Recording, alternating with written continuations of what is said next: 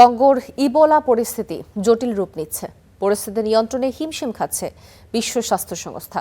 প্রতিশ্রুত সহায়তা না পাওয়া এবং ডিআর কঙ্গোর সংঘাত কবলিত এলাকায় নিয়ন্ত্রণ জোরদার করতে না পারায় ইবোলা নিয়ন্ত্রণ চ্যালেঞ্জের মুখে পড়েছে বলে জানালেন বিশ্ব স্বাস্থ্য সংস্থার মহাপরিচালক।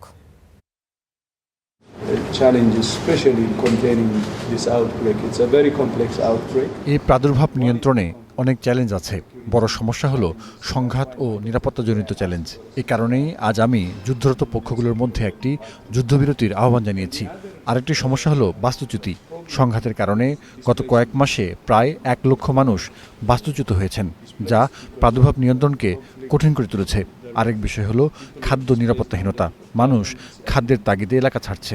আমরা বিভিন্ন প্রতিষ্ঠান ও অংশীদারদের সঙ্গে কাজ করছি যাতে সম্ভাব্য ভ্যাকসিন ও চিকিৎসার ক্লিনিক্যাল ট্রায়াল দ্রুত শেষ করা যায়। অবশ্যই এগুলো সঙ্গে সঙ্গে পাওয়া যাবে না, কয়েক মাস সময় লাগবে, কিন্তু আমরা চেষ্টা করছি যাতে দ্রুত এগুলো পাওয়া যায়। আমরা যে সহায়তা চাইছি সেই পরিমাণ অর্থ এখনো পাওয়া যায়নি। চাহিদার মাত্র 1/3 পেয়েছি। আমি এই সুযোগে আন্তর্জাতিক সম্প্রদায়কে আহ্বান জানাই, তারা যেন আরও সহায়তা বাড়ান, যাতে স্বাস্থ্যকর্মীরা প্রয়োজনীয় সরঞ্জাম ও সুরক্ষা পেতে পারেন এবং সুরক্ষিত থাকতে পারেন। কারণ স্বাস্থ্যকর্মীরা না থাকলে রোগীদের সাহায্য করা খুবই কঠিন হবে, তাই আগে তাদের রক্ষা করতে হবে। আপনি জানেন, WHO সাধারণত ভ্রমণ নিষেধাজ্ঞার পরামর্শ দেয় না, কারণ এটি খুব বেশি কাজে আসে না। এটি হয়তো কয়েকদিনের জন্য পরিস্থিতি ধীর করতে পারে, কিন্তু এর বেশি নয়। সবচেয়ে ভালো পদ্ধতি হলো উৎসস্থলে নিয়ন্ত্রণ ব্যবস্থা জোরদার করা এবং সহায়তা দেওয়া।